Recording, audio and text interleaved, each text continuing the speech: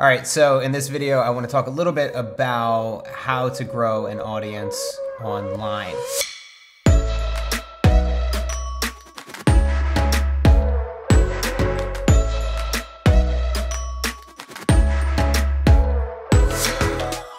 It's not easy, I'll tell you. And actually, when I first started out, I wasn't sure if I was ever gonna be able to do it. The idea of even getting 10 or 15,000 people to view my videos, let alone subscribed, seemed so far off, seemed nearly impossible. But what I wanted to do was just take a step back and look at how I grew my audience specifically and give you some insights and tips based upon what happened for me. And then also I'll provide you with the reasons why I think it worked for me and some things that might work for you. Now, everybody's path is going to be a little bit different. Everybody's message and platform is unique to themselves. So I don't think that you will be able to just replicate what I've done, but I do think that there are a lot of lessons that can save you a lot of trouble and a lot of time. So let's start by taking a look back at some of the content that I have created over the past 2 years or so and the major turning points for me. So I never initially intended for YouTube to be the platform for me. I never thought that I would be a YouTuber. I only became a YouTuber when people started calling me it. It was really podcasting that I thought was gonna be my main platform and voice. Hey guys, welcome to the show. This is something new. I'm not sure where to look. I'm not sure what to do with my hands. And actually, even before that, I started a blog. I started writing. And I don't know why, I just knew everybody else was doing it. So I was like, maybe I'll blog as well. But then I was like, you know what, let me focus in on what I'm really good at. And I started to focus on film and podcasting. And for the longest time, the podcast showed no growth at all. The YouTube channel as well, but I wasn't really putting a ton of energy into creating unique, different videos. I experimented a lot early on, vlogging, and just different formats, just trying to find something that worked, and also just having fun. I was at a point where I was ready to experiment and try new things, so I wasn't really worried about failing early on. So there were a few videos that I posted, vacation videos and prior projects that are on my channel, but I think we can really say that my YouTube channel started with the video, Hey There YouTube, on February 3rd, 2017. So I created this channel as a platform, as a way to release new content, release short form documentaries, to do behind the scenes and making of content from some of the projects that I do. I knew really nothing about YouTube and how creators were using the platform. I knew vaguely of this guy named Casey Neistat. Today I know dozens of YouTubers personally, but at the time this was a new world for me, so I didn't really know how people were having a conversation and how they were creating videos online. I'm kind of making this up as I go along. I hadn't even thought through what I was saying in this video. Kind of a little bit I did, but I didn't really plan things out. I was like, all right, just start shooting and then I'll start talking and maybe I'll tell a little bit about myself. Where now I think if you watch my videos, I've put a lot more thought into them. And as a result, I got 8 subscribers on this particular day.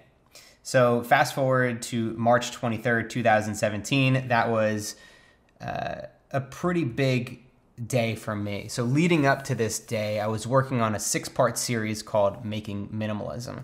And this is when I released it. I released episode 1 on my friend Josh and Ryan's YouTube channel, as well as their Facebook, and we put teasers out on Instagram and their Twitter accounts, and they had hundreds of thousands of followers across these platforms, and that really helped to drive people to my stuff. So we put the first episode there, and then we said, if you want to watch the second episode, then you have to subscribe over at Matt's channel. So that was an initial bump for me that was huge, but then over the course of the next year, this is what Seth Godin would call the dip. So very exciting in the beginning, I'm building some momentum, I'm creating all this stuff, it's fun and exciting, and then all of a sudden you hit that dip and I realize, shit, this is gonna take a while. I knew that I was in it for the long run. I knew that if I put my head down and I kept working, eventually things would start to click, but you know, I had to work through it. And it was just about a year of slow growth. So I think maybe 1,000 or 2,000 subscribers over the course of a year.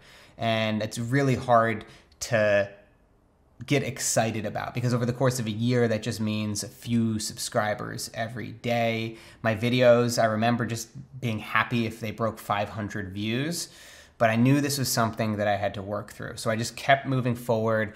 Most of my time and energy was focused on the podcast. While I was working on the podcast, I did have a little strategy for growth there. It was, let me try to get influential people on my podcast. It was, let me try to get bigger and bigger guests who have large platforms and audiences that I could create these short form videos for that they could then share with their audience.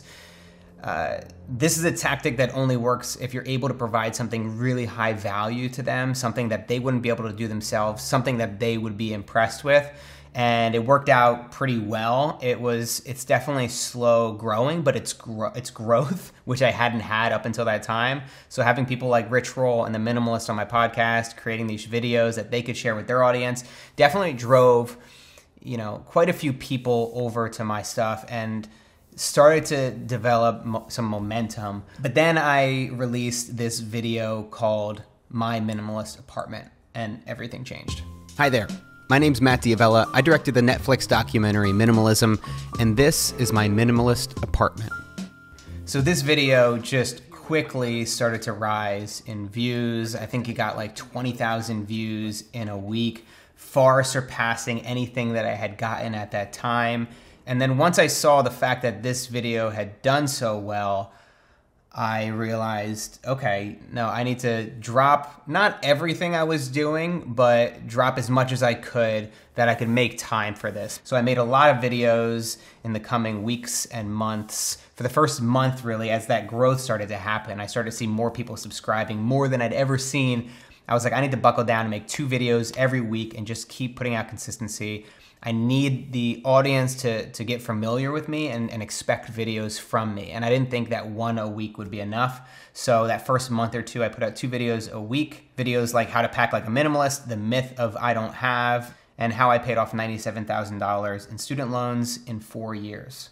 This was a transition now for me to stop uploading excerpts to my YouTube channel. At that point, I had just uploaded tons of excerpts, clips from the podcast. I thought it was a great way to create tons of content.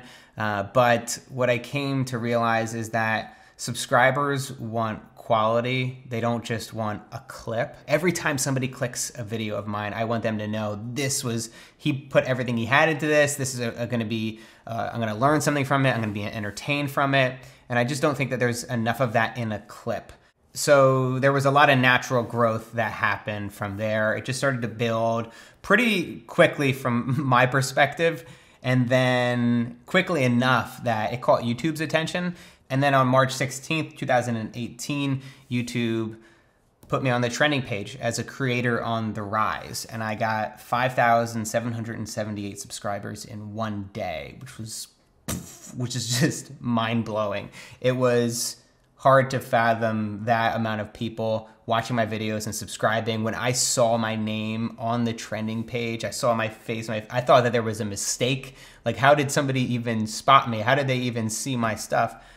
So that was a huge moment for me, and it was incredibly exciting. And I just knew I wanted to continue to build that momentum and build what I was creating, because there's this fear, and it does go away, but this fear that everything's gonna fall apart, it kind of goes away. But I wanted to just make sure I kept at it. And then, at this time, you start to get a little bit in your head about it and start to think a little bit too much about the numbers. And then one day I woke up to 7,300 subscribers gone. It just disappeared from my account. And I heard that this has happened to lots of YouTubers as well. It wasn't anything I posted that made them run away. There's either 2 things going on here. One, the more likely scenario is that YouTube intentionally is curating and decluttering bots and fake accounts that just happen to be populated on YouTube. The other thing is that I've heard that from somebody who knows somebody that works at YouTube that there could be a bug that actually accidentally deleted user accounts or deleted your subscriptions. So regardless, it was at least a wake-up call to me to be like, dude, stop focusing so much on the numbers. Like, you got so caught up on it that now you're feeling bad when you didn't get the kind of growth you thought you were going to get. And, you know, around this time, I had around 50,000 subscribers. And at that point, I was determined just to be content and happy with what I had. And it was definitely a really important lesson for me in terms of growing an audience. And then just really steady and solid growth, around 600, 700 subscribers every day, sometimes strings of 1,000 subscribers a day. At this point, I'm continuing to upload videos. I'm starting to refine my sense of humor, my style of editing on YouTube, the kind of topics that I want to cover, how I want to balance between the different topics, and how often I want to talk about minimalism versus creativity or habit change and self-development. So just continuous learning lessons. And if you saw this video that I recently put out called A Day in the Life of a Minimalist, you know that one just took off in a crazy way, like I had never seen before. And I got over 24,000 subscribers in a day. Over the course of that month, it was the same month as my social media detox. And I can't tell you how cool and exciting it is to get this, but also how it doesn't change you. It doesn't change how you feel inside, not one bit. I'm the same exact person that I was when I had 0 subscribers or my first 1,000 subscribers. Nothing should change about you. That said, some people do let it get to their head. For me, I don't know. Maybe I'm just not confident enough to have a big ego.